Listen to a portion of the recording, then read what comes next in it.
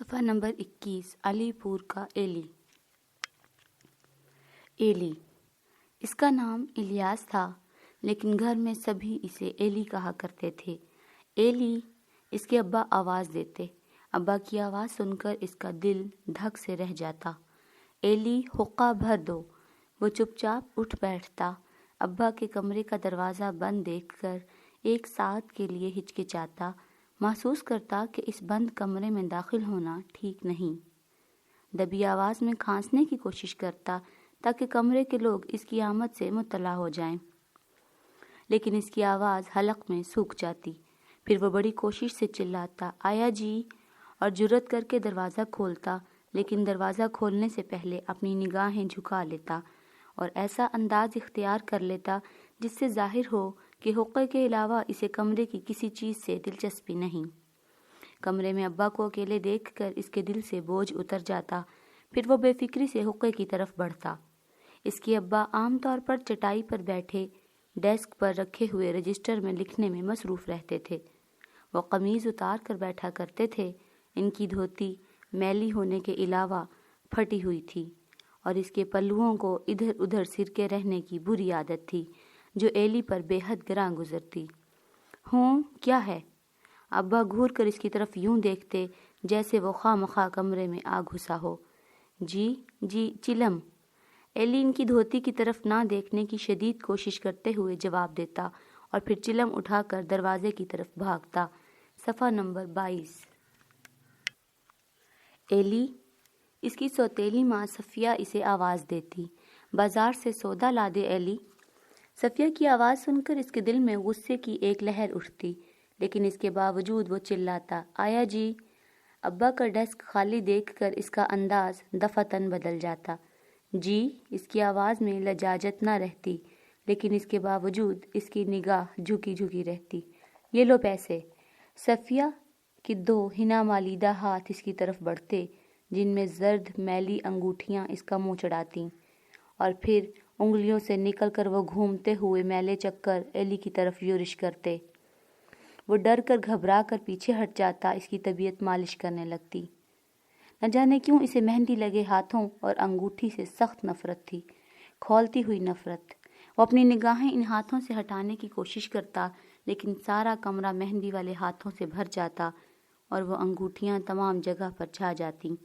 مہندی کی بو چاروں طرف سے اسے گھیر لیتی، چاروں طرف غلاظت کے ڈھیر، ننگے پنڈے کے انبار، اور ان کے درمیان صفیہ کا سرخ و سفید باوقار چہرہ۔ ایلی کو اس منظر سے بے حد نفرت تھی۔ نہ جانے اس کی دل کی گہرائیوں میں طوفان سا کیوں آ جاتا تھا، خوفناک طوفان۔ ڈر کر وہ صفیہ سے پرے ہٹتا، لیکن صفیہ اس کے قریب تر ہو جاتی۔ اب لو بھی۔ صفیہ زبردستی چند پیسے اس کے ہاتھ میں تھما دیتی۔ مہندی کی بو سے رچے ہوئے پیسے ایلی کے ہاتھ کو کاٹتے۔ ہتھیلی میں جلتی انگوٹھیوں سے بچنے کے لیے گھبرا کر وہ نگاہ اوپر اٹھاتا۔ صفیہ کا اتنا بڑا گورا چٹا چوڑا چہرہ دیکھ کر وہ پھر نگاہیں جھکا لینے پر مجبور ہو جاتا۔ پھر اس کی نگاہیں صفیہ کی ململ کی قمیض پر پھسل آتیں۔ ململ کی سفید قمیض دیکھ کر دفعتاً اسے خیال آتا کہ کہیں قریب ہی سے وہ ابھری ہوئی ہے۔ شرم سے اس کی پیشانی پر پسینے کے قطرے ابھر آتے۔ توبہ ہے، توبہ ہے۔ اس کا دل دھک دھک کرنے لگتا۔ 1 سیر آلو اور 2 پیسے کی پیاز، وہ بآواز بلند دہراتا، جیسے وہ مشکل کشائی کا اسم اعظم ہو جس کا ورد کرنے سے وہ اس طوفان سے مخلصی پا سکتا ہو، اس غلاظت سے خود کو محفوظ کر سکتا ہو۔ پھر وہ بھاگ لیتا۔ 1 سیر آلو 2 پیسے کی پیاز، 1 سیر آلو 2 پیسے کی پیاز۔ آلو ابھرتے، پیاز کے چھلکے کھل جاتے اور ململ کی شکل اختیار کر لیتے۔ ایلی، اس کی اپنی ماں ہاجرہ اسے آواز دیتی، ڈونگے میں پانی لا دے۔ وہ باورچی خانے میں داخل ہوتا۔ ہاجرہ برتن مانجنے، آٹا گوندنے یا آلو چھیلنے میں مصروف ہوتی۔ صفحہ نمبر 23۔ اماں، وہ ماں کے قریب تر ہو جاتا، تم ہر وقت ان کا کام کیوں کرتی ہو؟ گھر کا کام جو ہوا، گھر کا کام کرنا ہی پڑتا ہے نا۔ گھر تو ان کا ہے اماں، پھر تم کیوں کام کرتی ہو؟ نہ بیٹا، ایسی باتیں نہیں کرتے۔ اماں، مجھے بھوک لگی ہے۔ کام ختم کر کے اپنا چولہا جلاؤں گی نا۔ اتنی رات تو ہو چکی، بس ابھی ختم ہو جائے گا کام۔ اماں، ہمارا چولہا الگ کیوں ہے؟ اپنا چولہا الگ ہی ہونا چاہیے بیٹا، तो फिर तुम दूसरों का चूल्हा क्यों जलाती हो? फजूल बातें ना कर, माँ चिढ़ जाती। जा आराम से बैठ फरहत के पास, अभी आती हूँ मैं। एली को फरहत से चिढ़ थी। वो मगन बैठी रहती थी जैसे कुछ हुआ ही ना हो। वो इस घर के माहौल से कतई बेपरवाह मालूम होती थी। इसके लिए कोई बात अनोखी ना थी। वो 2 चूल्हे, 2 घरों का काम करने वाली माँ, वो खूनी हाथों वाली सफ़िया, इसकी उभरी हुई कमीज, सिरकी हुई अब्बा की धोती और इनका वो बंद कमरा। फरहत इस घर में यूं घूमती फिरती थी जैसे कोई बात ही ना हो, जैसे वो घर और इसके अफराद इसकी अपनी दुनिया से ताल्लुक़ ही ना रखते हों। अब्बा के बंद कमरे से अजीबोगरीब आवाज़ें सुनाई देती तो वो चुपचाप यूं अपने काम में मसरूफ़ रहती जैसे बहरी हो। घर में फरहत की तरफ कोई मुतवज्जे ना होता था। ना अब्बा इसे कभी बुलाते और ना सफ़िया पूछती। अलबत्ता अम्मा जब भी फारिग होती तो फरहत के शाने से शाना जोड़कर बैठ रहती। दोनों बातें भी नहीं किया करती थीं, चुपचाप बैठ रहती, यूं जैसे बिन बोले बातें कर रही हों। इस पर एली को और भी गुस्सा आता। इस कदर करीब क्यों बैठती हैं? बात किए बगैर एक दूसरे के साथ यूं चिपकी रहती हैं जैसे गोंद से जोड़ रखा हो। सफ़ा नंबर 24। अम्मा के कुर्ब की वजह से वो फरहत से जलता था और अपने आप को फरहत से बेहतर समझता था। फरहत की इस घर में हैसियत ही क्या थी? न तो अब्बा ने इसे कभी बुलाया था, न इसे चिलम भरने के लिए कहा था, और एली को तो वो अक्सर बुलाते थे। वो जब खाना खाने लगते तो एली को आवाज़ देते, एली, और जब एली जाता तो वो 2 उंगलियों से बोटी उठाकर इसकी तरफ बढ़ा देते, एली बोटी, और एली इसे हाथ में उठाए यूं अपने कमरे में दाखिल होता जैसे कोई तमगा हो। वो फखरिया अंदाज से फरहत की तरफ देखता, लेकिन फरहत यूं नाक चढ़ाकर मुंह फेर लेती जैसे एली के हाथ में गोश्त की बोटी नहीं बल्कि मरा हुआ चूहा हो। हूँ, एली गुस्से से फुनकारता, बड़ी आई है जैसे बोटियां खा खा कर उकता चुकी हो।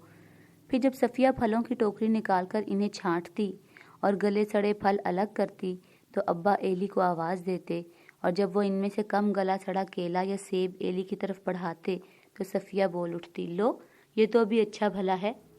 ये कहकर वो अजीब सी मुस्कुराती। इस मुस्कुराहट से सारा कमरा भर जाता और एली खुद महसूस करता जैसे वाकई वो फल अभी अच्छा भला हो और इस काबिल न हो कि किसी को दिया जाए। अली अहमद हैरत से सफ़िया की तरफ देखते और फिर खिसियानी हंसी हंसकर दूसरे गले सड़े फलों से चुनाव करने में मसरूफ़ हो जाते। अगर कभी अब्बा कोई फल फरहत को देते तो वो इसे यूं एक तरफ रख देती जैसे वो खाने की चीज़ ही ना हो। बड़ा बनती थी फरहत, और अम्मा इसकी इन हरकतों पर खफा होने की बजाय फ़ख्र और मुसर्रत से इसकी तरफ देख देख कर मुस्कुराती। अम्मा की इस मुस्कुराहट पर एली महसूस करता जैसे फरहत और अम्मा ने चोरी चोरी आपस में समझौता कर रखा हो। इससे गुस्सा आता कि अम्मा इससे समझौता क्यों ना करती थी। अव्वल तो एली अपने हिस्से का फल रख देने का कायल ही ना था, और कभी रख देता तो अम्मा पंजे झाड़ कर इसके पीछे पड़ जाती, अब खा भी ले, ऐसे पड़ा रहेगा, खराब हो जाएगा। अम्मा ये बात फरहत से क्यों नहीं कहती? वो सोचता, वो हमसे एक सा बर्ताव क्यों नहीं करती? फरहत की बात छोड़िए, खुद सफ़िया से अम्मा का बर्ताव अजीब सा था। सफ़िया गर्दन उठा छाती, सफ़ा नंबर 25, उभार हाजिरा के सर पर आ खड़ी होती। हाजिरा, ये करो वो करो, और ये तो तुमने अभी तक किया ही नहीं, और वो काम जो मैंने कल तुम्हें दिया था वो। सफ़िया की बातें सुनते हुए अम्मा की अजीब हालत होती। इसकी निगाहें सफ़िया के चेहरे पर लगी होती जिसमें गोया जान ना होती, नस नस हाजिर होती। एली को तो शक पड़ता था कि अम्मा इस पर कुर्बान हुई जा रही है, और इसके मुंह से निकले हुए हर लफ्ज़ को यूं उठाती जैसे कुरान शरीफ का वर्क हो। आसफी मोहल्ले वालियाँ सब यक ज़ुबान होकर कहा करती थीं, है हाजरा बेचारी तो मज़लूम है जिसे सौकन की खिदमत करनी पड़ती है, लेकिन बहन सच पूछो तो हमारे लिए तो घर वाली वही है, और ये काले मुँह वालियाँ जो घर में आ जाती हैं, हमें इनसे क्या। मोहल्ले वालियाँ बकती थीं। सफ़िया का मुंह काला कहाँ था, उल्टा वो तो सुर्ख और सफ़ेद था। ना सफ़िया सौकन थी, ना अम्मा मजलूम। फिर वो क्या थीं? इस उलझन को भूलने के लिए एली नीचे मोहल्ले के अहाते में उतर जाता। इसका अपना घर एक मुअम्मा था। वो मेहंदी वाले हाथों, मलमल के उभारों वाली सफ़िया, सौकन को मोहब्बत भरी नज़रों से देखने वाली हाजरा, सुनती बहरी बोलती गूंगी फरहत, और बंद कमरे में बैठने के शौकीन अली अहमद। आसफी मोहल्ले के चौगान में पहुंचकर वो अपने घर को भूल जाता। हत्ता के चौगान में खेलते हुए इसे अब्बा की आवाज़ सुनाई देती, एली एली।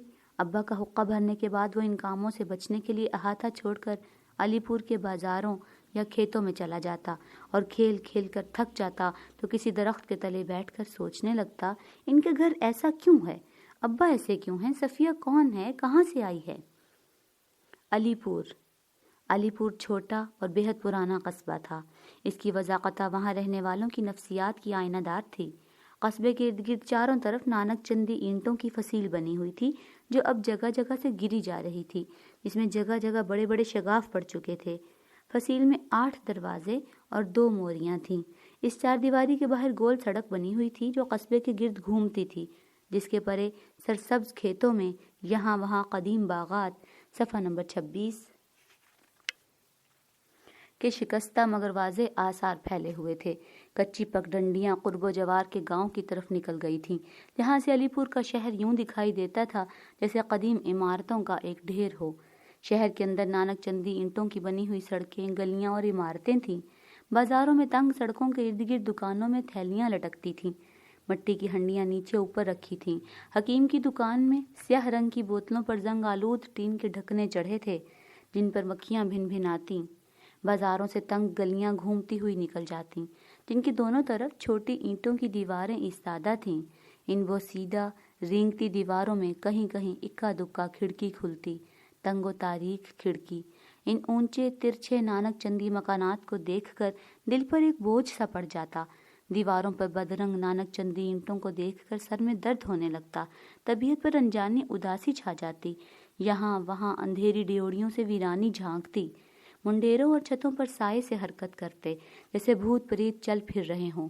گلیاں گھومتے گھومتے دفعتاً آگے سے بند ہو جاتی یا گلی کی اختتام پر محلے کا احاطہ شروع ہو جاتا، جہاں بچے فرش پر رینگتے، عورتیں چرخہ کاتنے یا ازار بند بننے میں مصروف نظر آتیں، یا کھڑکیوں سے سر نکال کر ایک دوسری سے لڑتیں، ہاتھ چلا کر کوسنے دیتیں۔ قدیم شہروں کی طرح علی پور بھی ایک ٹیلے پر آباد تھا، جس کے عین وسط میں ٹیلے کی چوٹی تھی، جس پر ایک مسمار شدہ قلعے کے آثار تھے جو شاید کسی زمانے میں شہر کی حفاظت کے لیے بنایا گیا تھا۔ اس اونچے مقام کو ٹبہ کہتے تھے۔ ٹبے کے پاس ہی قصبے کی عالیشان جامع مسجد تھی، جس کے قریب بڑا بازار تھا جس میں کپڑے اور منیاری کی دکانیں تھیں۔ بڑے بازار کے چاروں طرف گہری تاریک گلیوں کا جال بچھا ہوا تھا، اور ان سے پرے شہر کی فصیل اور دروازے، اور اس سے پرے گول سرسبز کھیت اور پرانے باغات کے مسمار شدہ آثار۔ علی پور کے بازاروں میں لوگ دکانوں پر بیٹھ کر حقہ پیا کرتے، دنیاوی اور مذہبی مسائل پر تبادلہ خیالات کرتے۔ کوئی اس اہم بات پر روشنی ڈالتا کہ شیخ عظمت بیگ کے گھر اولاد کیوں نہیں ہوتی، کوئی یہ نقطہ سمجھاتا کہ آصف علی کی بیگم دراصل کس خاندان سے ہے، ایک اس امر کی وضاحت کرتا کہ نور حجام کے پاس وہ کون سا بے نظیر نسخہ ہے جو تنکوں کے حساب سے استعمال کیا جاتا ہے، ایک یہ راز فاش کرتا کہ بابو سمی کے لڑکے اعظم بیگ کی صفحہ نمبر 27 بیوی کی آنکھیں اتنی متکلم کیوں ہیں۔ نتھو تمباکو فروش کی دکان پر چوپٹ کا کھیل چلتا، بولے حکیم کی دکان پر شریعت سے متعلقہ مسائل پر گرما گرم بحث ہوتی، معراج لنگڑے کی دکان پر ترپ کی بازی کھیلی جاتی، اور چاند حلوائی کے تخت پوش پر آنے والے سیاسی دور کا تذکرہ رہتا۔ ہر دکان پر ایک نہ ایک خصوصی قسم کا مجمع لگا رہتا۔ یہ لوگ ہر آنے جانے والے کو غور سے دیکھتے، کہاں سے آیا ہے، کہاں جا رہا ہے، کیوں آیا ہے، کس لیے جا رہا ہے، اور اس کے گزر جانے کے بعد دیر تک ان تفاصیل پر اپنی رائے کا اظہار کرتے رہتے۔ اجنبی کی آمد پر پہلے تو ان کی نگاہیں اس پر مرکوز ہو جاتیں اور اس کا احاطہ کر لیتیں، پھر اس کا تعاقب کرتیں۔ ایک گروہ کی نگاہوں کی زد سے نکلنے کے بعد وہ دوسرے گروہ کی نگاہوں پر چڑھ جاتا، اس کے خد و خال، لباس، انداز، چال، گفتگو اور سرسری حرکات کا مفصل جائزہ لیا جاتا، پھر ان جملہ تفصیلات پر اظہار خیال کیا جاتا، اور پھر تنقید و تبصرے کے بعد اس کی شخصیت اور طور اتوار پر آخری فیصلہ سنا دیا جاتا، جس کے خلاف اپیل کرنے کی گنجائش نہ ہوتی اور جس کو بدلنے کا سوال پیدا ہی نہ ہوتا تھا۔ آصفی محلہ علی پور کے جنوب مغرب میں ہاتھی دروازے کے قریب بڑی ڈیوڑی کے عقب میں آصفی محلہ تھا، جس میں ایلی کے عزیز و اقربا رہتے تھے۔ بڑی ڈیوڑی کے پٹ زنگ آلود ہو چکے تھے اور چولیں بیکار۔ ڈیوڑی کی پیشانی پر دھندلے حروف میں کچھ لکھا ہوا تھا۔ اندر ڈیوڑی کے پہلو میں آصفیہ مسجد تھی، جس کے قریب شاہ ولی کا مزار تھا۔ مزار سے آگے آصفی محلہ تھا۔ چاروں طرف 4 منزلہ مکانات ایستادہ تھے، جن کے درمیان ایک وسیع احاطہ تھا جس میں کمیٹی کی ایک خمیدہ لالٹین لگی ہوئی تھی۔ احاطے کے ایک طرف رنگ محل تھا جس کی چونے گچی دیواروں پر رنگ کے نقش و نگار کی بجائے رنگ کے نقش و نگار کی بجائے میل جمع ہوا تھا۔ دوسری طرف شیش محل تھا جس میں نہ تو کوئی شیشہ لگا ہوا تھا اور نہ بلور۔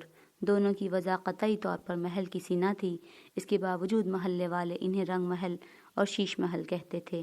شیش محل کے نیچے ایک فراخ تہہ خانہ تھا جس میں ایک مسجد اور ایک کنواں تھا۔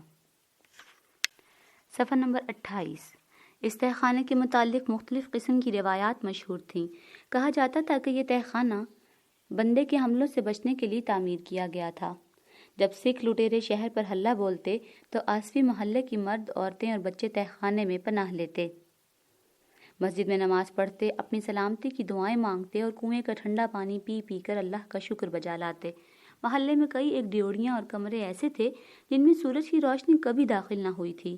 دوپہر کے وقت بھی محلے والے ہاتھوں سے ٹٹول کر یا دیا سلائی جلا کر ان ڈیوڑیوں اور کمروں سے گزرا کرتے تھے۔ ان پرانے محلات میں چونے گچے کمرے تھے جن کی کھڑکیاں ایک زمانے سے بند پڑی تھیں۔ چھجے خمیدہ ہو چکے تھے، کمروں میں جالے تنے ہوئے تھے، چھتوں میں چمگادڑیں رہتی تھیں اور خمیدہ دیواروں میں شگاف پڑ چکے تھے۔ ان مکانات میں نت نئے انکشافات ہوتے رہتے تھے۔ کسی اندھیرے کمرے میں کسی بوسیدہ صندوق سے کوئی قلمی مسودہ برآمد ہو جاتا، کسی چونے گچی دیوار پر کسی پرانے کتبے کا اثر نو انکشاف ہوتا، یا کسی طاق کے اندر ایک مزید چھپے ہوئے طاق کا پتہ چلتا۔ شاید اسی وجہ سے ہر آسفی کے دل میں ایک پرائیویٹ خیال جاگزیں رہتا کہ محلے کے کسی نہ کسی کونے میں کہیں نہ کہیں دبا ہوا خزانہ موجود ہے، لیکن ہر آسفی نے اس امید افزا خیال کو دل میں چھپا رکھا تھا۔ وہاں کسی دبے ہوئے خزانے کا ہونا بعید از قیاس نہ تھا، کیونکہ سبھی جانتے تھے کہ شہنشاہوں کے زمانے میں جب آسفی برسر اقتدار تھے تو ان کی تنخواہ سرکاری خزانے سے گدھوں پر لد کر آتی تھی۔ پرانے زمانے میں آسفیوں کی عظمت مسلم تھی، لیکن اب وہ باتیں محض قصے تھے، خوشکن تھے۔ اب آسفی اور ان کے رنگ محل اور شیش محل کے ارد گرد بسنے والے خدمتگار اور مکین سب خلط ملط ہو چکے تھے۔ سارے محلے میں صرف چند افراد ایسے تھے جو مکتب سے تحصیل یافتہ تھے، اس لیے زیادہ تر آسفیوں کا شغل دکانداری، مزدوری اور بیکاری پر مشتمل تھا۔ یہ آسفیوں کی انحطاط کا زمانہ تھا، اس لیے وہ اپنی عظمت کا احساس پدرم سلطان بود سے اخذ کرتے تھے۔ گزشتہ جاہ و حشمت کی کہانیاں ان کے نزدیک حال کی فارغ البالی سے کہیں زیادہ وقت رکھتی تھیں، جنہیں سنانے میں آسفی محلے کی بوڑھیاں بخل سے کام نہ لیتی تھیں۔ صفحہ نمبر 29۔ علی احمد۔ ایلی کے والد علی احمد کا گھر محلے بھر میں بڑے گھرانوں میں گنا جاتا تھا۔ اس کی سب سے بڑی وجہ یہ تھی کہ محلے بھر میں احمد واحد شخص تھے جنہوں نے 14 جماعتوں تک تعلیم پائی تھی۔ اگرچہ وہ BA کی ڈگری حاصل نہ کر سکے تھے، لیکن اس زمانے میں BA فیل ہونا بڑی بات تھی۔ BA میں فیل ہونے کے بعد علی احمد کو ایک معقول اسامی مل گئی تھی اور اس اسامی کی وجہ سے محلے بھر میں ان کی عزت تھی۔ اپنے والد کی طرح علی احمد کی طبیعت میں بھی عاشقانہ چمک کا عنصر تھا، لیکن ان کی طبعی رنگین مزاجی اور جرأت رندانہ عاشقانہ عنصر پر حاوی رہتی، جو انہیں آہیں بھرنے اور فراق میں تڑپنے کی بجائے جینے کی طرف مائل رکھتی۔ دراصل علی احمد کو افراد کی بجائے زندگی سے عشق تھا۔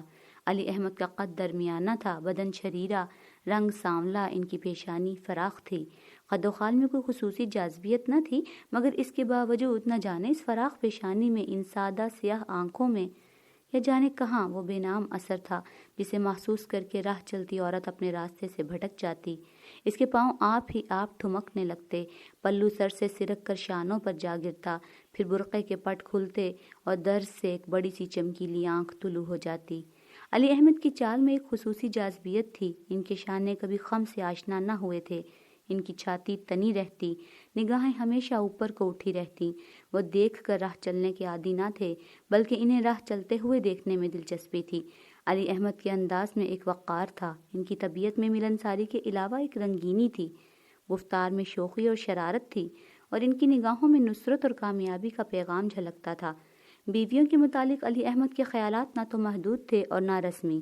انہیں بیویوں سے یہ گلہ تھا کہ انہیں جلدی ہی عام ہو جانے کی عادت ہوتی ہے، چاہے کتنے چاؤ چونچلوں سے بیاہ کر لاؤ، کتنے ہی رکھ رکھاؤ سے رکھو، لیکن جلد ہی وہ باورچی خانے میں بیٹھی آلو چھیل رہی ہوگی یا راکھ بھرے چولہے میں پھونکے مار رہی ہوگی۔ اس طرح چند ہی روز میں وہ، صفحہ نمبر 30، بیوی سے باورچن بن کر رہ جائے گی۔ بیوی کی اس بری عادت کے خلاف انہیں بہت شکایت تھی۔ والدین نے چھوٹی عمر ہی میں علی احمد کو ہاجرہ سے بیاہ دیا تھا۔ وہ ابھی جوان ہی تھے کہ ان کے گھر 2 بچے بھی ہو گئے، بڑی لڑکی فرحت اور چھوٹا ایلی۔ ایلی کی پیدائش کے کچھ عرصے بعد علی احمد کے سر سے ان کے دادا اولاد علی کا سایہ اٹھ گیا۔ اس وقت علی احمد نوجوان تھے، برسر اقتدار تھے اور اپنی پیشانی اور رنگین نگاہوں کے بے نام سحر سے بخوبی واقف تھے۔ ان کے گرد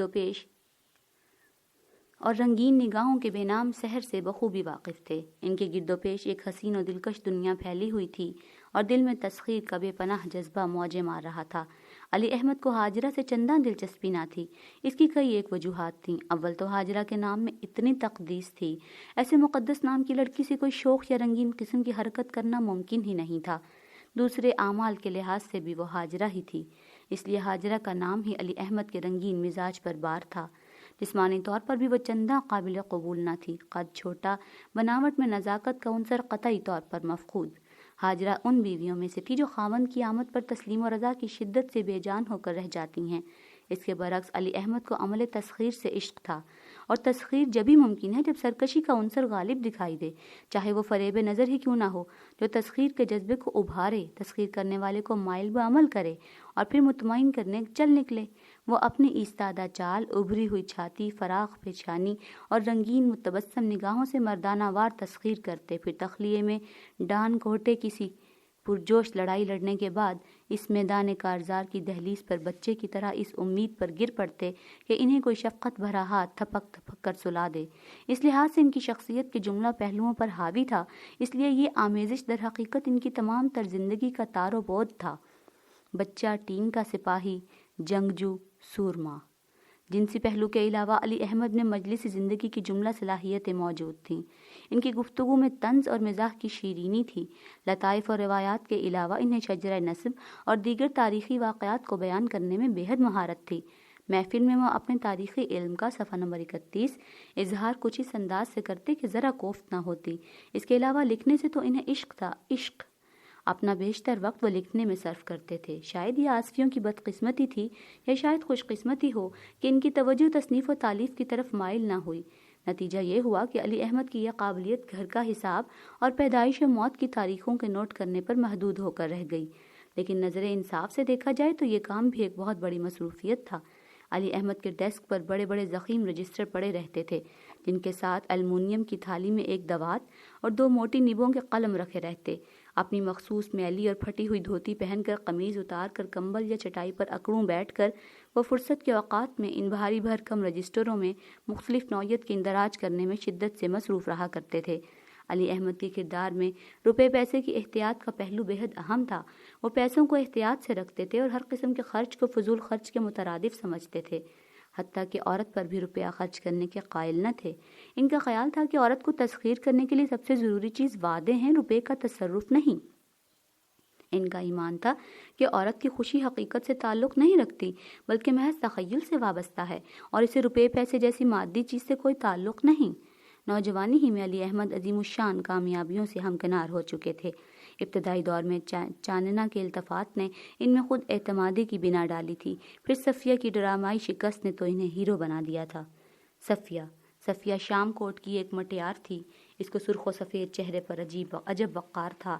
اس کا لامبا قد، کشادہ پیشانی اور ایستادہ چال دیکھ کر محسوس ہوتا تھا جیسے قدرت نے شام کوٹ میں ایک کلوپترا پیدا کر دی ہو۔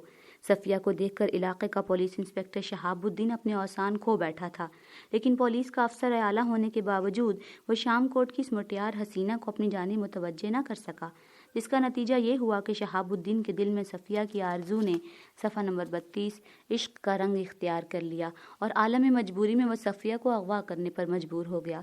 چونکہ شہاب الدین کے ذرائع وسیع تھے، اس لیے وہ صفیہ کو لے کر امرتسر پہنچ گیا اور اسے اپنے موروثی مکان کے دیوان خانے میں بٹھا کر خود والدین کی رضامندی حاصل کرنے کے لیے اندر گیا تاکہ صفیہ کے لیے اپنے مکان میں دائمی جگہ پیدا کر سکے۔ علی احمد اسی وقت اتفاق سے اپنے دوست شہاب الدین سے ملنے اس کے مکان پر جا پہنچے۔ صفیہ کو دیکھ کر وہ بھونچکے رہ گئے۔ صفیہ کی بے پرواہ اور بھرپور جوانی نے ان کی قوت تسخیر کو للکارا۔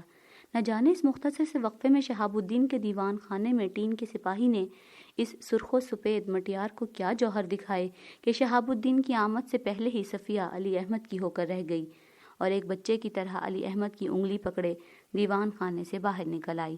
آسفی محلے میں صفیہ کو چھپائے رکھنا مشکل کام نہ تھا، اس لیے پولیس کی صفیہ کو ڈھونڈ نکالنے کی کوششیں اکارت گئیں اور صفیہ چپکے سے علی احمد کی بیوی بن گئی۔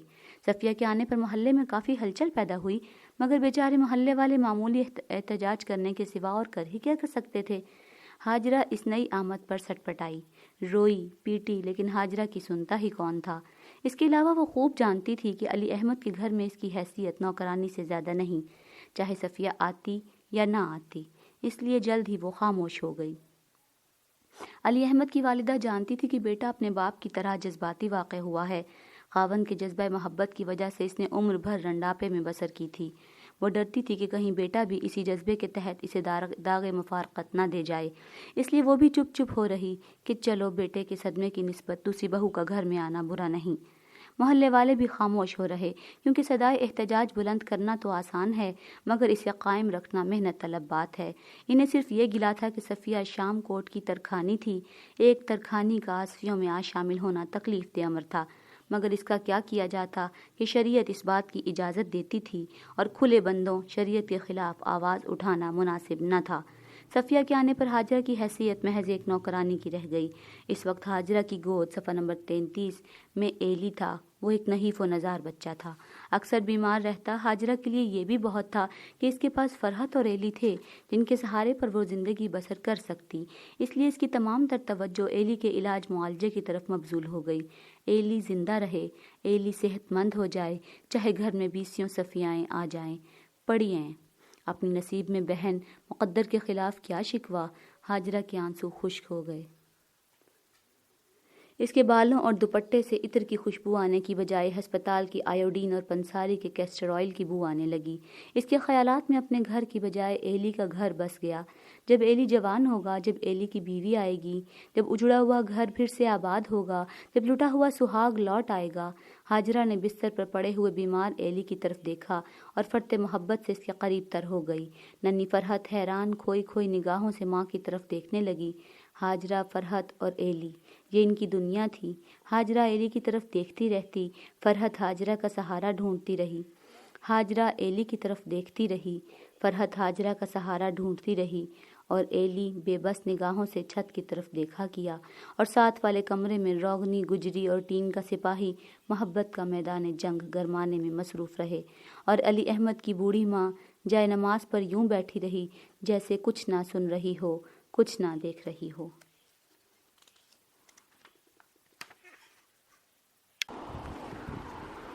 انوکھا انتقام۔ ایلی جیے گیا، بچپن کی لمبی بیماری کے چنگل میں پڑا وہ آخری سانس لیتا رہا، مگر لیتا رہا۔ اس کی لاغری اور ناتوانی کی وجہ سے بیماری اسے ہلاک نہ کر سکی اور بالآخر چھوڑ گئی۔ وہ روبہ صحت ہونے لگا۔ ہاجرہ نے اسے روبہ صحت ہوتے دیکھا تو اس کے دل سے ایک بوجھ اتر گیا۔ ایلی زندہ رہے گا۔ ایلی کی طرف سے مطمئن ہونے کے بعد ایک بار پھر ہاجرہ کی توجہ اپنے لٹے ہوئے سہاگ کی طرف مبذول ہو گئی۔ خاوند کے لیے جو دبی چھپی محبت اس کے دل میں تھی وہ پھر سے ابھر آئی، لیکن اظہار کو کون روک سکتا ہے؟ اصلی روپ میں نہ سہی، کسی بہروپ میں سہی۔ ہاجرہ کے دل میں بھڑکتی ہوئی پیار کی آگ نے نفرت کا روپ دھار لیا تاکہ اظہار تو ہو سکے، لیکن نفرت جتانے کا بھی کوئی ذریعہ نہ تھا۔ وہ تو خود علی احمد کی محتاج تھی۔ اس کی نفرت صفحہ نمبر 34 یا محبت کو کون خاطر میں لاتا تھا؟ وہ بیچاری کر ہی کیا سکتی تھی؟ اور اظہار تو جبھی اظہار ہوتا ہے جب دوسرے اسے محسوس کریں۔ ہاجرہ نے اسی اظہار محبت سے نفرت کا ایک انوکھا طریقہ ایجاد کر لیا، ایسا انوکھا طریقہ جو صرف عورت ہی کو سوجھ سکتا ہے، جسے عمل میں لانے کی جرت صرف عورت ہی کر سکتی ہے۔ اس نے اپنی سوکن صفیہ سے عشق لگا لیا، اس لیے کہ اس طرح وہ علی احمد کی حریف بن سکتی تھی، اسے رقابت کی آگ میں جلا سکتی تھی۔ نتیجہ یہ ہوا کہ علی احمد کے گھر کی نوکرانی ہاجرہ اب علی احمد کی نوکرانی نہیں تھی، بلکہ اس کی حریف تھی۔ وہ صفیہ کی نوکرانی بھی نہ تھی۔ عشاق نوکر نہیں ہوتے۔ اگر صفیہ کے دل میں ہم جنسی کا ذرا سا بھی پہلو ہوتا تو ہاجرہ کی کامیابی یقینی ہو جاتی اور علی احمد ہاجرہ کے وجود کو ماننے پر مجبور ہو جاتے، لیکن ایسا ہونا تھا، نہ ہوا۔ صفیہ اپنے فطری مردانہ جاہ و جلال کے باوجود اپنی سرشت میں ہم جنسی کا پہلو نہ رکھتی تھی۔ اس لیے ہاجرہ کے اس انوکھے تسلیم و رضا کے جذبے کو دیکھ کر حیران رہ گئی۔ اس کے ہونٹوں پر طنز بھری مسکراہٹ جھلکنے لگی۔ اچھا تو میں آزما دیکھوں، اس نے سوچا، اور وہ ہاجرہ کو آزمانے کے دلچسپ مشغلے میں کھو گئی۔ ہاجرہ قدم آگے اٹھا چکی تھی، اب وہ پیچھے نہ ہٹ سکتی تھی۔ صفیہ کیا کہے گی کہ وہ اظہار محبت محض ایک دکھلاوا تھا؟ اس خیال سے ہاجرہ کے احساس خودداری پر ٹھیس لگتی تھی، اس لیے وہ اندھا دھند اس راہ پر آگے بڑھنے لگی۔ ایک قدم اور، شاید اب صفیہ کو یقین آ جائے۔ ایک قدم اور، شاید اب صفیہ قائل ہو جائے۔ وہ آگے بڑھتی گئی، صفیہ کی جانب قدم اٹھاتی گئی، اور فرحت اور ایلی پیچھے رہتے گئے۔ صفیہ، صفیہ، ہاجرہ کی آواز میں وہ للکار تھی جو صرف احساس شکست ہی پیدا کر سکتا ہے۔ صفیہ، آزما دیکھو، صفیہ۔ دور ایلی پڑا چارپائی پر رو رہا تھا۔ فرحت گڑیا کھیلتے کھیلتے اکتا گئی تھی۔ گھر کے اس چھوٹے سے ویران کمرے میں جو ہاجرہ کے لیے مخصوص تھا، فرحت اور ایلی تنہا رہ گئے۔ نرالا امتحان۔ باورچی خانے میں ہاجرہ صبح و شام صفیہ کی خوشنودی کے لیے مصروف کار رہتی۔ صفیہ پھولدار پلنگ پوش پر بظاہر بے نیاز بیٹھی علی احمد کا انتظار کرتی، اور علی احمد گھر سے باہر اپنی قوت تسخیر کے امتحان میں مصروف رہتے۔ ہاجرہ کے کمرے میں ایلی اور فرحت رو رو کر صفحہ نمبر 35 بھوکے سو جاتے۔ پھولدار پلنگ پر بیٹھے بیٹھے صفیہ انتظار سے اکتا کر چلاتی، ہاجرہ جب تک وہ نہ آئیں تم باورچی خانے سے نہیں جانا، سونا نہیں۔ اور ہاجرہ چوکی پر بیٹھی انتظار کرتی کہ کب علی احمد آئیں اور وہ انہیں کھانا کھلانے سے فارغ ہو کر اپنا چولہا جلائے، ایلی اور فرحت کے لیے چاول پکائے۔ علی احمد واپس آتے تو چپکے سے دبے پاؤں اپنے کمرے میں داخل ہو جاتے تاکہ صفیہ کو معلوم نہ ہو کہ وہ اتنی دیر سے لوٹے ہیں، لیکن ان کی آہٹ پا کر صفیہ جاگ اٹھتی۔ وہ علی احمد سے بگڑتی، علی احمد اسے مناتے لیکن وہ بگڑے چلی جاتی۔ پھر کمرے سے دھینگا مشتی کی آوازیں آنے لگتیں۔ چونکہ معاملے کی نزاکت دیکھ کر ڈان کوہٹے میدان میں آ نکلتا، ٹین کا سپاہی اپنے داؤ دکھاتا، بالآخر شام کوٹ کا وہ مضبوط مگر حسین قلعہ سر ہو جاتا اور صفیہ کے ہونٹوں پر مسکراہٹ پھیل جاتی۔ علی احمد خوب جانتے تھے کہ ٹین کا سپاہی اس کے ہونٹوں پر مسکراہٹ لا سکتا ہے، اور ہونٹوں پر مسکراہٹ آ جائے تو ٹھیک ہو جاتا ہے۔ اس کے بعد ہاجرہ کو آواز دی جاتی، ہاجرہ کھانا کھلاؤ۔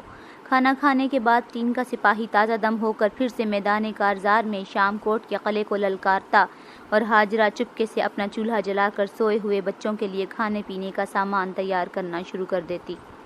پھر صفیہ کو ایک نئی بات سوجھی، ایک نیا امتحان۔ ہاجرہ، صفیہ بولی، دیکھو تو میری باہوں میں سونے کے کڑے ہوں تو کیسا رہے؟ وہ آنکھ بچا کر مسکرائی۔ اسی دن ہاجرہ کی زندگی میں ایک نئی بات پیدا ہو گئی، روپیہ بچانا، صفیہ کے کڑوں کے لیے روپیہ بچانا، صفیہ کے لیے ریشمی کپڑے مہیا کرنا۔ لیکن ان تمام باتوں کے باوجود ہاجرہ صفیہ کو اپنا نہ سکی۔ صفیہ فرحت اور ایلی کو دیکھ کر خوش نہ ہوتی تھی، الٹا اس کی تیوری چڑھ جاتی، نگاہیں خشمگی ہو جاتی، کیونکہ اس کے اپنے یہاں کوئی بچہ نہ تھا۔ علی احمد کبھی کبھار حیرانی سے ان دو بچوں کی طرف دیکھتے، جیسے ان کے وجود سے پہلی مرتبہ واقف ہو رہے ہوں۔ انہیں یاد آتے کہ وہ ان کے اپنے بچے ہیں، اور پھر وہ بچے خواہ ان کو اچھے لگتے اور وہ کھانا کھاتے ہوئے آواز دیتے، ایلی، یہاں آؤ ایلی، یہ لو بوٹی، جسے ہاتھ میں پکڑ کر ایلی وہ بے حد مسرور ہوتا اور یوں فخر سے اٹھائے پھرتا جیسے وہ تمغہ ہو۔ صفحہ نمبر 36۔ ہاجرہ اس بات کا خاص خیال رکھتی تھی کہ بچے یہ محسوس نہ کریں کہ جو چیزیں علی احمد اور صفیہ کو میسر تھیں وہ انہیں نصیب نہیں، اس لیے وہ انہیں ہر قسم کی تھوڑی تھوڑی چیز منگوا دیا کرتی تھی۔ اگر علی احمد کے لیے پلاؤ تیار ہوتا تو وہ انہیں نمکین چاول پکا دیا کرتی اور کہتی، لو یہ بہترین قسم کا پلاؤ ہے، اور ایلی اور فرحت خوشی خوشی وہ بہترین قسم کا پلاؤ کھاتے۔ لیکن اس کے باوجود جب وہ دیکھتے کہ ان کی ماں گھر میں برتن مانجنے اور صفیہ کا کھانا پکانے میں صبح و شام مصروف رہتی ہے، اور صفیہ کو پلنگ پر بیٹھ کر حکم چلانے کے سوا اور کوئی کام نہیں، تو وہ محسوس کرتے کہ ان کی ماں محض نوکرانی ہے اور علی احمد ان کے آقا ہیں، ابا نہیں۔ صفیہ کے آنے پر علی احمد کو وہ آزادی نہ رہی تھی۔ تسخیر کا شوق تو ان کے دل میں جوں کا توں قائم تھا، لیکن اس کے مواقع کم ہو چکے تھے۔ دو ایک مرتبہ انہوں نے عورتوں کو گھر بلانے کی کوشش کی تھی، لیکن صفیہ اس بات کو برداشت کرنے کے لیے تیار نہ تھی۔ علی احمد کو مجبوراً اپنی اس دلچسپی کو گھر سے باہر تک ہی محدود رکھنا پڑا۔ اب وہ راتیں باہر گزارنے لگے اور آدھی آدھی رات گئے گھر آنے لگے تھے۔ صفیہ نے اس پر صدائے احتجاج بلند کی، لیکن علی احمد صدائے احتجاج سے نہ ڈرتے تھے، کیونکہ انہیں اچھی طرح معلوم تھا تھا کہ صفیہ کی بڑی سے بڑی صدائے احتجاج کو ٹین کا سپاہی مسکراہٹ میں بدل سکتا ہے۔ صفحہ نمبر 37 بچپن، مہندی رنگے ہاتھ۔ ایلی بڑا ہوتا جا رہا تھا، گرد و پیش کے حالات کو سمجھے بغیر ان سے متاثر ہو رہا تھا۔ پلنگ پر بیٹھی ہوئی صفیہ اس کی توجہ کا مرکز بنی جا رہی تھی۔ وہ صفیہ جس کے مہندی رچے ہاتھ ہر وقت حرکت میں رہتے تھے، جس کے ہاتھوں کی میلی زرد انگوٹھیاں گھومتی تھیں، جس کی مہین ململ کی قمیض ہر وقت ابھری رہتی تھی۔ وہ صفیہ جس کے حکم کو بجا لانے کے لیے اس کی ماں ہر وقت کمر بستہ رہتی تھی، جس نے ماں کو بچوں سے چھین لیا تھا، جس نے اس کے باپ کو اپنے جادو کے زور سے ٹین کے سپاہی میں تبدیل کر رکھا تھا۔ وہ صفیہ، وہ اس صفیہ سے ڈرتا تھا، اس کے خونی ہاتھوں سے ڈرتا تھا، اس کے بالوں کے جونڈے سے ڈرتا تھا، اس کی مہین قمیض سے ڈرتا تھا، چوری چوری اس کی طرف دیکھتا، اس کی بے نام طاقت کو محسوس کرتا۔ جسم کے بال کھڑے ہو جاتے، کانوں کی لویں گرم ہو جاتی، تنفس تیز ہو جاتا، پھر اس کی روح کی گہرائیوں سے ایک طوفان اٹھتا۔ صفیہ کے خون سے بھیگے ہوئے ہاتھ اس کی طرف لپکتے، زرد میلی انگوٹھیاں گھومتی، اس کا سر چکرانے لگتا، طبیعت مالش کرنے لگتی اور وہ دیوانہ وار بھاگتا، دور، صفیہ کے کمرے سے دور، ان تمام چیزوں سے جنہیں صفیہ کے خون آلود ہاتھوں نے چھوا ہو۔ صفیہ کو معلوم تھا کہ ایلی مہندی والے ہاتھوں سے چڑھتا ہے اور انگوٹھیوں سے گھن کھاتا ہے، اس لیے وہ جان بوجھ کر ہر کھانے کی چیز کو ہاتھ لگا دیتی تھی اور اسے آواز دیتی، ایلی یہ لو۔ صفحہ نمبر 38 مٹھائی، اور پھر مٹھائی کو اپنے ہاتھوں سے اچھی طرح مسل کر اسے دیتی۔ ایلی اسے یوں پکڑتا جیسے وہ مٹھائی نہیں بلکہ چوہا ہو، اور پھر اپنے کمرے میں آ کر غصے سے کھولتا، بڑا بد دماغ ہو گیا ہے تو؟ صفیہ اسے ڈانٹتی۔ کیا ہے؟ مہندی رنگے ہاتھ کو، یہ دیکھ ایسے اچھے لگتے ہیں مہندی لگے ہاتھ، دیکھ تو۔ وہ اس کے منہ پر ہاتھ مل دیتی اور ایلی او او کرتا بھاگتا، اس کی ناک میں مہندی کی بو بس جاتی، میٹھی میٹھی ننگے پنڈے کی بو، اس کی آنکھوں میں خون اتر آتا، گرد و پیش میں انجانی پچکاریاں چلتیں، برہنہ صورتیں چاروں طرف سے یورش کرتیں، آخ تھو، آخ تھو۔ صفیہ نے ایک دن ایلی کو ستانے کا فیصلہ کر لیا۔ جب وہ سو رہا تھا تو اس کے ایک ہاتھ پر مہندی مل کر اسے باندھ دیا۔ ہاجرہ نے منتیں کی، نہ صفیہ، اسے کچھ نہ کہہ۔ صفیہ بولی، مہندی ملنے سے کیا ہوتا ہے؟ خواہ کا پاکھنڈ مچا رکھا ہے اس لڑکے نے، دیکھوں کیا کرے گا، اپنا ہاتھ کاٹ کر پھینک دے گا کیا؟ یہ سن کر ہاجرہ خاموش ہو گئی۔ وہ بیچاری خود مجبور تھی۔ جب اگلے روز ایلی جاگا، اپنا مہندی رنگا ہاتھ دیکھ کر اس نے سر پیٹ لیا۔ جسم کے بند بند سے میٹھی میٹھی بو آ رہی تھی، نگاہ میں ہر چیز سرخ دکھائی دے رہی تھی۔ اس روز اسے محسوس ہو رہا تھا جیسے وہ ننگا ہو، جیسے اس کا جسم غلاظت سے لتھڑا ہوا۔ باہر صحن میں سفید ململ کی باریک کرتی پہنے صفیہ کھڑی بال بناتے ہوئے مسکرا رہی تھی۔ نہ جانے ایلی کو کیا ہوا، اس کی نظر میں وہ سفید کرتی سرخ دکھائی دینے لگی، سرخ، خونی سرخ، جیسے وہ قمیض مہندی سے رنگی ہو۔ وہ بھاگا، لپکا اور آن کی آن میں صفیہ کی کرتی پر پل پڑا۔ اس کے ناخن سفید ململ میں دھنس گئے، قمیض کی دھجیاں صحن میں اڑنے لگیں۔ مجھے بڑا ہو لینے دے، مجھے 10ویں پاس کر لینے دے، پھر وہ دیوانہ وار چلا رہا تھا۔ نہ جانے بڑے ہو جانے کو اس ننگے پنڈے کی بو اور مہین قمیض سے کیا تعلق تھا، نہ جانے 10ویں پاس کر لینے کو اس سرخ رنگ سے کیا تعلق تھا، مگر وہ اپنی دھن میں سوچے سمجھے بغیر چیختا چلاتا رہا، ململ کی دھجیوں کو بکھیرتا رہا۔ اس کا منہ سرخ ہو رہا تھا، آنکھیں گویا ابل کر باہر نکل آئی تھیں، جسم کانپ رہا تھا۔ ہاں، وہ چلایا، بڑا ہو جاؤں پھر؟ اس کے حلق میں آواز سوکھ گئی۔ صفیہ حیران کھڑی تھی، سمجھ میں نہ آتا تھا کہ کیا کرے۔ پھر ایلی بھاگ گیا، گھر سے باہر، دیوان خانے سے باہر، اسکول میں جا کر چھپ گیا۔ اس نے محسوس کیا جیسے وہ جرم کا مرتکب ہو۔ صفیہ حیران کھڑی تھی، سمجھ میں نہ آتا تھا کہ کیا کرے۔ پھر ایلی بھاگ گیا، گھر سے باہر، دیوان خانے سے باہر، اسکول میں جا کر چھپ گیا۔ اس نے محسوس کیا جیسے وہ جرم کا مرتکب ہو۔ صفحہ نمبر 39 چکا ہو، جیسے وہ اپنے اس فعل کی وجہ سے ننگا ہو گیا ہو۔ ہوں، تم یہاں ہو۔ سارے دن کی تلاش کے بعد علی احمد نے اسے ڈھونڈ نکالا۔ چلو گھر، چلو چلو، اور وہ گھر کی طرف چل پڑے۔ گھر پہنچ کر علی احمد نے اس کے کپڑے اتروا دیے، قمیض، پائجامہ، جوتے اور اسے گھر سے باہر نکل کر اندر سے دروازے کی کنڈی چڑھا دی۔ گلی ویران پڑی تھی، لیکن ایلی محسوس کر رہا تھا جیسے لوگ کھڑکیوں کے پیچھے سے چھپ کر اسے دیکھ رہے تھے، منڈیروں کے پیچھے کھڑے ہنس رہے تھے۔ منڈیر پر بیٹھا ہوا کوا شور مچا رہا تھا، قہقہے لگا رہا تھا۔ پھر دفعتاً گلی کے نانک چندی اینٹوں کے فرش پر پاؤں کی چاپ گونجی، کوئی آ رہا تھا۔ اسے یوں لگا جیسے کسی نے اس کے سر پر ہتھوڑا دے مارا ہو۔ ہتھوڑے کی ضربیں قریب تر ہوئی جا رہی تھیں۔ ایلی دیوار میں منہ دے کر کھڑا ہو گیا۔ چھپانے کے لیے اس نے اپنے منہ پر ہاتھ رکھ لیا۔ مہندی کی بو کا ریلا آیا، تڑپ کر وہ نالی میں گر پڑا جیسے ناگ نے ڈس لیا ہو۔ بے بسی میں اس کی آنکھوں سے آنسو بہنے لگے۔ نہ جانے کتنا عرصہ ایلی نے اپنا بایاں ہاتھ بغل میں چھپائے رکھا۔ وہ ایک ہاتھ سے روٹی کھاتا تھا، ایک ہاتھ سے منہ دھوتا اور سارے کام اسی ایک ہاتھ سے کرتا تھا۔ جب کبھی مجبوری کی وجہ سے وہ مہندی رنگا ہاتھ بغل سے نکالتا تو اسے محسوس ہوتا جیسے ابا نے کپڑے اتروا کر اسے گلی میں نکال رکھا ہو، جہاں وہ نالی میں منہ دے کر رو رہا ہو۔ انوکھا باپ۔ اس زمانے میں وہ روہتک میں رہتے تھے، جہاں اس کے ابا ملازم تھے۔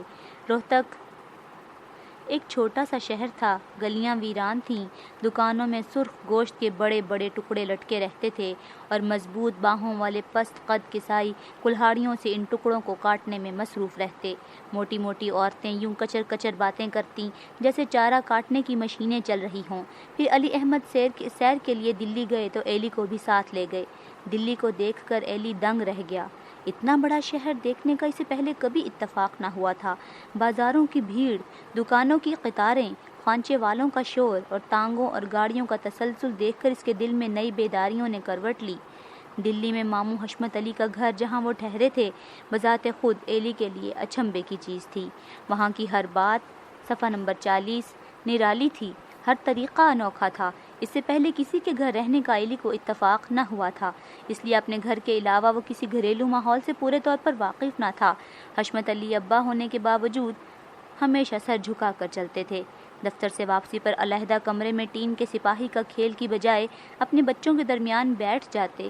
ایلی کے لیے یہ ایک اچنبے کی بات تھی۔ اچھا باپ تھا، وہ باپ نہ ہوا ساتھی ہو گیا۔ ایلی سمجھتا تھا کہ باپ وہ ہوتا ہے جو بچوں کے لیے ہمیشہ دور رہے، جس کی تیوری چڑھی رہے، جس کے انداز میں ایک شان برتری ہو، بے نیازی ہو، جو 2 انگلیوں میں گوشت کا ٹکڑا اٹھا کر بیٹے کو آواز دے۔ ایلی حشمت علی کے چھوٹے بیٹے جمیل کو دیکھ کر ایلی کو اس کی جرت پر حیرانی ہوتی تھی۔ باپ سے ذرا بھی نہ ڈرتا تھا، بات بات پر ماں سے لپٹ جاتا تھا۔ اس کے باوجود اس کے ابا اس کے کپڑے اتروا کر اسے گلی میں نہیں نکالتے تھے۔ جمیل کتنا نڈر اور آزاد تھا۔ وہ دلی کے بازاروں میں اکیلا گھومتا پھرتا تھا، ہجوم کو چیرتا ہوا نکل جاتا۔ چلو ایلی، جمیل نے اسے کہا، چلو ہم تمہیں سوہن حلوہ کھلائیں گے۔ یہ دیکھو۔ اس نے مٹھی کھولی۔ یہ دیکھو اٹھنی۔ ایلی حیران رہ گیا۔ اٹھنی کا حلوہ؟ اٹھنی ایلی کے نزدیک بہت بڑی رقم کا حلوہ۔ لیکن جمیل کو اٹھنی مل کیسے گئی؟ آؤ، جمیل نے کہا، ہم تم کو دکھائیں۔ اٹھنی کا حلوہ لیں گے، پھر بھی یہ ہماری ہی رہے گی۔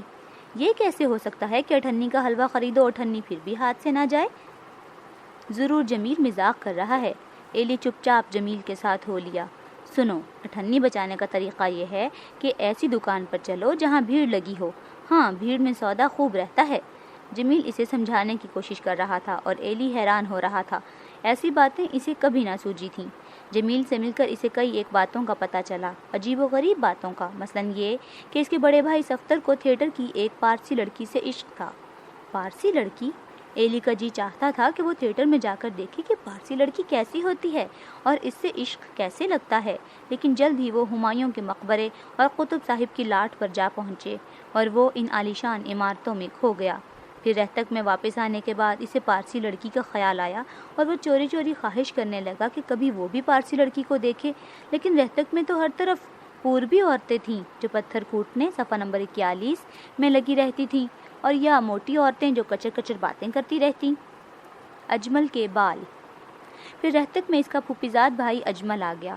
اجمل کا قد لمبا، رنگ نکھرا اور جسم بھرا ہوا تھا۔ اس کے بال کس قدر ملائم اور لمبے تھے، کپڑے بھی تو بہت خوبصورت پہنتا تھا۔ ایلی اجمل کو غور سے دیکھتا رہتا، حتیٰ کہ اسے پارسی لڑکی بھی بھول گئی۔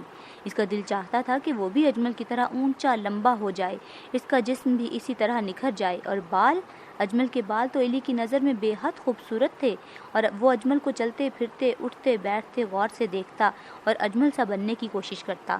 اس کا جی چاہتا تھا کہ اجمل اسے دوست سمجھے جیسے دلی میں جمیل اسے دوست سمجھتا تھا اور وہ دونوں رہتک کے بازار میں اکٹھے سوہن حلوہ خریدنے جائیں، لیکن اجمل نے کبھی ایلی کو اہمیت نہ دی تھی۔ اسکول میں وہ بڑے لڑکوں کے ساتھ رہا کرتا تھا اور بیچارے ایلی کو اس کے پیچھے پیچھے دوڑنا پڑتا۔ نہ جانے وہ بڑے لڑکوں سے مل کر کیا کیا باتیں کیا کرتا تھا۔ جب ایلی ان کی باتیں سننے کے لیے قریب جاتا تو وہ باتیں کرنا بند کر دیتے یا سرگوشیاں کرنے لگتے۔ بڑی مشکل ہی بورڈنگ کے لڑکے اجمل کی دعوتیں کیا کرتے تھے۔ کھانے کے بعد وہ گھنٹوں بیٹھ کر گپیں ہانکا کرتے۔ گھر میں اجمل کا رویہ عجیب سا رہتا تھا، جیسے گھر والوں سے کوئی تعلق ہی نہ ہو۔ اور صفیہ تو اس کے نزدیک اس مکان میں رہتی ہی نہ تھی، چاہے وہ مہندی رنگے ہاتھ چلاتی یا اپنی میلی انگوٹھیاں گھماتی، اجمل کو کچھ خبر ہی نہ ہوتی۔ وہ بال بنا کر چپکے سے باہر نکل جاتا، پھر صفیہ غصے میں چلاتی، ہاجرہ یہ کیا ہے؟ تمہیں برتن صاف کرنے بھی نہیں آتے، اور یہ دیکھو شلگم تو تم نے بالکل ہی جلا دیے ہیں۔ پھر وہ نیا جوڑا پہنتی، خوشبو لگاتی اور علی احمد کے انتظار میں بیٹھ جاتی۔ علی احمد کے آنے پر ٹین کا سپاہی میدان عمل میں نہ آتا، بلکہ اس کی جگہ کٹ پتلیوں کا کھیل شروع ہو جاتا۔ ایک منتیں کرتی، دوسری منہ چڑھاتی، ایک سیٹیاں بجا کر برماتی، دوسری ناک چڑھاتی، ایک ہنسی ہنسے جاتی، دوسری گھورتی، اور پھر جب دروازہ کھلتا تو شام کوٹ کا قلعہ یوں تمطراق سے قائم ہوتا جیسے وہ ناقابل تسخیر ہو۔ پھر صبح اٹھتے ہی علی احمد چلاتے، اجمل ادھر آؤ، یہ کیا واہیات عادت ہے کہ تم سارا دن بننے سنورنے میں گزار دیتے ہو اور شام محفلوں میں بسر کرتے ہو، اور تمہارے یہ بال کتنے واہیات بال ہیں، جیسے عورتوں کے ہوتے ہیں۔ ہٹ جاؤ، صفحہ نمبر 42، میری نظروں سے دور ہو جاؤ۔ پھر ایک رات کٹ پتلیوں کا تماشا شدت اختیار کر گیا۔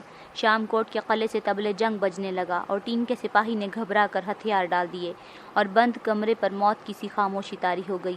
اگلی صبح جوں ہی علی احمد بیدار ہوئے تو گھر پر ایک مصیبت ٹوٹ پڑی۔ یہ چیز یہاں کیوں رکھی ہے؟ وہ وہاں کیوں گیا ہے؟ ایلی حیران تھا کہ اس بند کمرے کے سپاہی کو کیا ہوا کہ اپنی سرزمین چھوڑ کر گھر کے ویرانے میں گھومنا شروع کر دیا، لیکن جلد حیرت مصیبت میں بدل گئی جب علی احمد نے للکار کر کہا، تم پڑھتے کیوں نہیں؟ ہر وقت کھیلتا ہے لنڈور، ادھر آؤ۔ اور آخر کار تان اجمل پر آ ٹوٹی۔ نتیجہ یہ ہوا کہ حجام بلوا کر اجمل اور ایلی دونوں کے بال کٹوا دیے گئے اور علی احمد فاتحانہ قہقہہ لگا کر اپنے کمرے میں داخل ہو گئے۔ اس رات ایلی رضائی میں منہ ڈھانپ کر روتا رہا کہ ابا، ہائے اجمل کے بال، ہائے اجمل کے بال۔ اس کے بعد علی احمد نے اجمل کے باہر جانے اور شامیں باہر بسر کرنے پر نکتہ چینی شروع کر دی، حتیٰ کہ ایک روز اجمل دیر سے گھر آیا تو انہوں نے اجمل کے منہ پر تھپڑ جما دیا، بڑا بنتا ہے تو۔ اور اجمل رونے لگا اور صفیہ مسکرا رہی تھی، مسکرائے جا رہی تھی۔ وہ ہاتھ کی انگوٹھیاں گھما رہی تھی اور رضائی میں منہ ڈال کر ایلی نہ جانے کیوں اپنے آپ سے کہہ رہا تھا، میں بڑا ہو لوں، میں 10ویں پاس کر لوں۔ اگلے روز اجمل مدرسے سے واپس نہ آیا۔ شام کے وقت ایک آدمی ایک رقعہ لایا، لکھا تھا، میں گھر جا رہا ہوں، میرا انتظار نہ کریں۔ اجمل کے جانے کے بعد ایلی اکیلا رہ گیا۔ اگر انہی دنوں ابا کا تبادلہ دوراہے نہ ہو جاتا تو ایلی کے لیے وقت کاٹنا مشکل ہو جاتا۔ بہرحال وہ رہتک چھوڑ کر دوراہے چلے گئے۔ اس نئے شہر میں ان کے مکان کے سامنے ایک گندا نالا بہتا تھا جس کے ارد گرد بچے کھیلا کرتے تھے۔ ایلی کے لیے یہ نالا ایک بہت بڑی نعمت تھی، جہاں کھیل کر وہ ابا کی بے حسی اور صفیہ کے غلیظ ہاتھوں کو بھول سکتا تھا۔ خانم، ایک روز جب وہ گندے نالے کے قریب کھیل رہا تھا تو اس کے ابا باہر نکلے۔ ایلی انہیں صفحہ نمبر 43 دیکھ کر سہم گیا۔ علی احمد رک گئے، چاروں طرف دیکھا اور پھر ایلی کو اشارہ کر کے بلایا۔ وہ ڈر گیا، نہ جانے ابا اسے کیوں بلا رہے تھے۔ اس سے پہلے تو انہوں نے اسے یوں کبھی بلایا نہ تھا۔ یا تو وہ خاموشی سے پاس سے گزر جایا کرتے تھے اور یا اسے دیکھ کر کہتے، تو یہاں کھیل رہا ہے، دوڑ گھر جا نالائق، سارا دن کھیلتا رہتا ہے۔ اور ایلی چپکے سے دوڑ کر گھر میں جا چھپتا۔ اس روز ان کے بلانے پر ایلی ڈرتا ہوا پاس آیا۔ اس کا خیال تھا کہ پاس بلا کر ابا گھوریں گے اور اسے گھر جانے کو کہیں گے، لیکن ایلی قریب آیا تو وہ بولے، ادھر آ ہمارے ساتھ۔ اسے اپنی آنکھوں اور کانوں پر اعتبار نہ آتا تھا، یہ کیسے ہو سکتا ہے؟ ضرور کوئی غلطی ہو گئی ہے، شاید اس نے ان کا اشارہ غلط سمجھا ہو۔ لیکن پھر وہ چپ چاپ آگے کیوں چل پڑے تھے؟ پھر اسے خیال آیا شاید وہ اسے گھر کے لیے کوئی چیز خرید کر دینے کے لیے ساتھ لے جا رہے تھے۔ بہرحال ساری بات عجیب سی تھی۔ ایلی ان کے پیچھے خاموشی سے چلنے لگا۔ بازار آیا اور ختم بھی ہو گیا، لیکن خاموش چلتے گئے۔ بازار کے اختتام پر علی احمد ایک گلی میں گھوم گئے اور دیر تک پرپیچ گلیوں میں چلتے رہے، حتیٰ کہ گلیاں بھی ختم ہو گئیں اور وہ شہر کے باہر کالی سڑک پر جا پہنچے۔ سڑک کے دوسرے سرے پر وہ اس مختصر سی آبادی میں جا داخل ہوئے جو ریل کے پل کے پار تھی اور اثر 9 گلیوں میں جا گھسے جہاں چھوٹے چھوٹے گھروندے بنے ہوئے تھے۔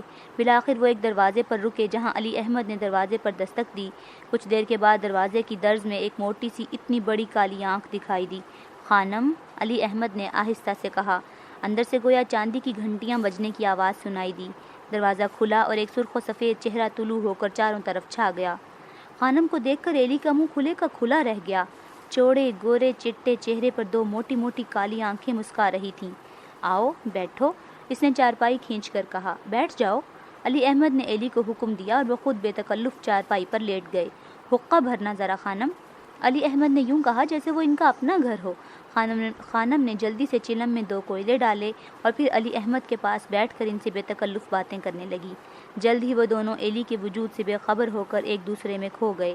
ایلی حیران تھا کہ خانم کون ہے اور اس کا منہ اتنا چوڑا اور سرخ و سفید کیوں ہے اور اس کی آنکھیں اتنی شوخ کیوں ہیں اور روب بھرے چہرے کے باوجود اس قدر مسکراتی کیوں ہے۔ صفحہ نمبر 44۔ اور اس کی طرف دیکھنے کو جی کیوں چاہتا ہے۔ وہ اس بات پر بھی حیران تھا کہ ابا وہاں یوں لیٹ کر حقہ پی رہے ہیں جیسے وہ ان کا اپنا گھر ہو، اور خانم یوں ان کے پاس بیٹھی تھی جیسے صفیہ گھر میں ان کے پاس بیٹھا کرتی تھی۔ صفیہ اور خانم کا کوئی مقابلہ بھی تو نہ تھا، اگرچہ صفیہ کا رنگ بھی کافی سفید تھا، اس کے چہرے سے بھی روب برستا تھا، لیکن صفیہ کے ماتھے پر تو ہر وقت شکن پڑی رہتی تھی۔ اس کے برعکس خانم مسکرائے جا رہی تھی۔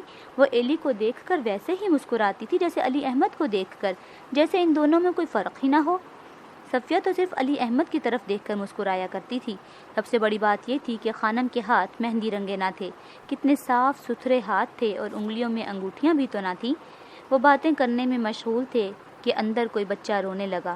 بچے کے رونے کی آواز سن کر ایلی گھبرا گیا۔ نہ جانے کہاں سے ایک شخص میلی سی چادر میں لپٹا ہوا موجود ہوا۔ دیکھ تو، سراب رو رہا ہے، خانم بولی اور پھر علی احمد سے باتوں میں مشغول ہو گئی، اور وہ چادر میں لپٹا ہوا عورت نما شخص اندر جا کر بچے کو تھپکنے لگا۔ نہ جانے وہ کون شخص تھا، نوکر تو نہیں معلوم ہوتا تھا، وہ خانم کا خاوند بھی نہیں ہو سکتا تھا، پھر کون تھا وہ؟ ایلی کے لیے وہ مکان ایک راز محسوس ہونے لگا۔ وہ بے تکلف مسکرانے والی عورت، وہ عورت نما مرد اور وہ روتا بچہ۔ اچھا تو یہ لڑکا ہے، خانم نے اپنے ہاتھ سے ایلی کے منہ کو تھپکتے ہوئے کہا۔ اس کی تھپک میں کتنا پیار تھا۔ ایلی کے جسم میں ایک جھرجھری سی ناچنے لگی۔ اس کا جی چاہتا تھا کہ خانم کا ہاتھ اسے تھپکتا رہے اور وہ بڑی بڑی کالی آنکھیں ویسے ہی مسکاتی رہیں، اور اس کے سامنے وہ بڑا سا سرخ و سفید چہرہ یوں ہی معلق رہے، اور وہ ابا کے ساتھ ہمیشہ وہیں اس مٹی کے گھروندے میں رہے، اور اس کے بعد گندے نالے کے پاس کھیلتے ہوئے وہ چوری چوری دعائیں مانگتا کہ ابا گھر سے نکل کر اسے اشارہ کریں، ایلی ادھر آؤ، ہمارے ساتھ چلو۔ وہ اسی طرح خانم کے گھر جائے اور اس دروازے سے خانم کی سیاہ آنکھ انہیں دیکھے اور بالآخر اس کا ہاتھ اسے تھپکے۔ کبھی کبھی اس کی خواہش پوری ہو جاتی، ابا باہر نکل کر انگلی کے اشارے سے بلاتے اور پھر کہتے، اس مکان میں جہاں تم اس روز گئے تھے، تمہیں یاد ہے نا، وہاں جاؤ اور خانم کو یہ دے آؤ، اور وہ چپکے سے ایک گٹھری سی اس کی بغل میں تھما دیتے۔ کسی سے کہنا نہیں، سمجھے، وہ زیر لب کہتے، اور ایلی صفحہ نمبر 45 خانم کے گھر کی طرف اڑ لیتا اور پھر خانم کا چٹا سفید ہاتھ پیار سے اس کے منہ کو تھپکتا اور اس کے ہونٹ سہلاتا۔ وہ مٹی کا گھروندہ اس کی آنکھوں تلے کانپتا اور اس کے دل میں کچھ ہوتا، نہ جانے کیا ہوتا۔ پھر ایک روز خانم ان کے اپنے گھر آ گئی۔ ایلی نے اسے دیکھا اور حیران رہ گیا۔ خانم نے رازدارانہ نگاہ ایلی پر ڈالی۔ اندر سے ابا بھاگے بھاگے باہر آئے۔ صفیہ، یہ استانی ہیں، اسلامیہ اسکول کی بڑی استانی، تم سے ملنے آئی ہیں۔ بیٹھ جاؤ استانی صاحبہ۔ ایلی، ان کے لیے کچھ لاؤ نا بھائی، اتنی دور سے آئی ہیں۔ کتنی دور ہے آپ کا اسکول؟ ہاں 8 کوس، مجھے یاد آ گیا۔ اور نام کیا ہے؟ سلام والی؟ نہیں، سیل آباد، ٹھیک۔ اور علی احمد کو دیکھ کر خانم نے اتنا بڑا گھونگھٹ نکال لیا اور ان کی طرف پیٹھ کر کے بیٹھ گئی۔ پھر وہ ایلی کی طرف دیکھ کر رازدارانہ انداز سے مسکرانے لگی۔ لیکن وہ ابا سے پردہ کیوں کر رہی تھی؟ اس نے گھونگھٹ کیوں نکال رکھا تھا؟ کیا وہ استانی تھی؟ لیکن وہ تو وہیں رہتی تھی شہر میں، پھر ابا کیوں کہہ رہے تھے کہ وہ سیل آباد سے آئی ہے؟ ایلی کی سمجھ میں خاک بھی نہ آیا، مگر وہ محسوس کر رہا تھا کہ خانم عجیب سی نگاہوں سے اس کی طرف دیکھ رہی تھی، جیسے اسے بلا رہی ہو، جیسے ہاتھ کی بجائے نگاہوں سے اسے تھپک رہی ہو، سہلا رہی ہو۔ نہیں، علی احمد کہہ رہے تھے، اگر آپ کو میرا یہاں آنا ناگوار ہے تو میں باہر چلا جاتا ہوں۔ ہاں ہاں، اچھا تو آپ کے اسکول میں کتنی لڑکیاں تعلیم پاتی ہیں؟ آپ کے اسکول کا بڑا چرچا ہے۔ خانم مسکرائے جا رہی تھی۔ صفیہ گھور گھور کر اس کی طرف دیکھ رہی تھی اور ہاجرہ اندر سبز رنگ کی میٹھی بوتلیں کھولنے میں مصروف تھی تاکہ سیلابات کی استانی کی تواضع کی جا سکے۔ 3 بچے۔ اس روز ایلی کو ایک عجیب سا احساس ہو رہا تھا، جیسے وہ 3 بچے عجیب و غریب کھیل کھیل رہے ہوں، علی احمد، خانم اور ایلی۔ ابا تو یوں سنجیدگی سے باتیں کیے جا رہے تھے جیسے وہ علی احمد ہی نہ ہوں، مگر ان کی آنکھوں کی چمک ان کے بہروپ کی چگلی کھا رہی تھی، اور خانم یوں لپٹی ہوئی بیٹھی تھی جیسے واقعی ہی علی احمد اس کے لیے ایک بیگانہ شخص ہوں۔ لیکن وہ ہر بار ایلی صفحہ نمبر 46 کی طرف دیکھ کر یوں آنکھ چمکاتی کہ اسے اس انوکھے کھیل کا لطف آ جاتا اور اس کا جی چاہتا کہ وہ کھیل ہمیشہ کے لیے جاری رہے اور خانم اس کی طرف دیکھ مسکاتی رہے۔ ایلی کا جی چاہتا تھا کہ وہ قہقہہ مار کر ہنس دے۔ پھر جلد ہی چند ایک ماہ کے اندر اس استانی کا راز کھل گیا جو سیلابات کے اسکول میں پڑھاتی تھی اور علی احمد سے گھونگھٹ نکالنے میں احتیاط سے کام لیتی تھی، اور صفیہ کا منہ غصے سے لال ہو گیا اور اس کی آواز سارے محلے میں گونجنے لگی۔ حالات بگڑتے دیکھ کر علی احمد تو گھر سے باہر چلے گئے اور جان بوجھ کر دیر سے آئے۔ حقیقت یہ تھی کہ روز بروز علی احمد کی طبیعت صفیہ سے ہٹتی جا رہی تھی اور صفیہ کو خود اس کا احساس ہوتا جا رہا تھا کہ اس کا اثر ختم ہو چکا ہے۔ اپنے اثر کو قائم رکھنے کے لیے اس نے اثر نو ہاتھوں پر مہندی لگائی، باریک ریشمی قمیص پہنی، سیاہ کناری والے دوپٹے اوڑھے، لیکن ان کوششوں کے باوجود اس کا رنگ زرد پڑتا گیا، اس کی آواز مرجھا گئی۔ یہ محسوس کر کے صفیہ نے نئے پہلو سے اپنی اہمیت کا احساس اخذ کرنے کی کوششیں کیں۔ علی احمد نہیں تو نہ صحیح ہاجرہ جو ہے جس پر وہ حکومت کر سکتی تھی۔ علی احمد مزاج کے بہت شگفتہ واقع ہوئے تھے۔ وہ صفیہ کے غصے کو دیکھ کر چوری چوری مسکراتے اور پھر سنجیدگی سے ان بگڑے ہوئے حالات پر بات کرنے کی بجائے جھٹ ٹین کا سپاہی بن جاتے۔ اس پر صفیہ چڑ جاتی اور بے بسی اور غصے میں ہاتھ چلاتی، لیکن ٹین کا سپاہی ہنسے جاتا، لڑے جاتا، حتیٰ کہ صفیہ کا غصہ ختم ہو جاتا اور وہ مسکرانے لگتی، اور ٹین کا سپاہی فاتحانہ طور پر قہقہہ لگاتا اور سب ٹھیک ہو جاتا۔ لیکن اس کے باوجود اب سب ٹھیک نہ ہوتا تھا۔ صفیہ کے دل کی پھانس نہ نکلتی تھی اور اس کا رنگ روز بروز زرد ہوتا جا رہا تھا۔ خانم روز موجود ہوتی تھی، اس کی موجودگی سے صفیہ کا رنگ اور بھی پھیکا پڑ جاتا اور گھر میں خانم کے قہقہے گونجتے اور اس کی کالی آنکھیں مسکاتیں اور علی احمد دبی دبی خوشی سے بےتاب ہو کر جھومتے اور چلاتے، ایلی اب تم ذرا سراب کو کھلاؤ، باہر جا کر کھلاؤ اسے باجا سناؤ۔ اور ایلی بڑی مسرت سے سراب کو اٹھا لیتا اور خانم کے چھیڑ دینے والے ہاتھ ایلی کے منہ کو تھپکتے اور اس کا جسم جھنجھنے کی طرح بجتا اور رگو پے پر بیر بوٹیاں سی چلتیں اور خوشی سے اس کے پاؤں زمین پر نہ ٹکتے اور وہ محسوس کرتا جیسے ہوا میں اڑا جا رہا ہو۔ خانم کی نگاہیں علی احمد کو جھنجھناتیں اور علی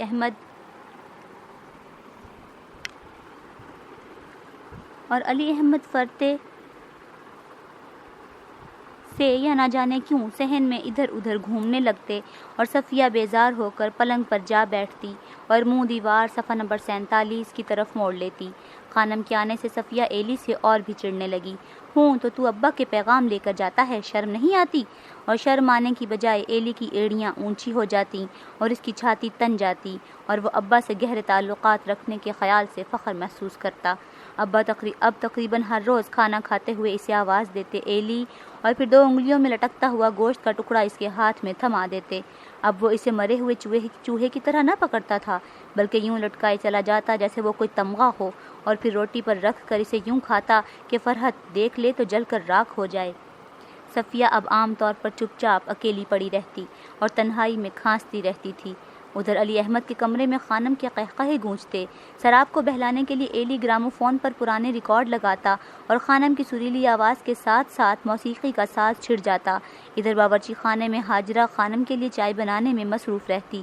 پھر دفعتاً علی احمد چلاتے، ایلی سراب کو باہر لے جاؤ، وہاں بہل جائے گا۔ سراب کو اٹھا کر ایلی باہر نکل آتا، اندر خانم کی سریلی سروں پر ٹین کا سپاہی رزمیہ انداز سے رقص کرتا اور ایلی کا جی چاہتا کہ وہ چھپ چھپ کر اس رقص کو دیکھے۔ بیچاری صفیہ کا بیشتر وقت اب تنہائی میں گزرتا تھا، اکیلے بیٹھے بیٹھے خاموشی سے اکتا کر یا تو وہ ہاجرہ کو کوستی رہتی یا کھانستی رہتی۔ ہاجرہ نے کئی ایک بار ایلی کو بتایا تھا کہ صفیہ بیمار ہے، اسے سل کا عارضہ ہو گیا ہے، مگر ایلی کو اعتبار نہ آتا تھا۔ صفیہ بیماری یا کسی اور وجہ سے عاجز آ جائے، ایلی اس کو تسلیم کرنے کے لیے تیار نہ تھا۔ یہ کیسے ممکن ہو سکتا ہے کہ صفیہ کو کوئی عارضہ ہو جائے؟ اوہ یہ تو محض تنہائی کی وجہ سے تھا۔ ابا جو باہر رہتے تھے اور پھر خانم جو آ جاتی تھی وہاں۔ خانم آتی تو گھر میں ایک شور مچ جاتا۔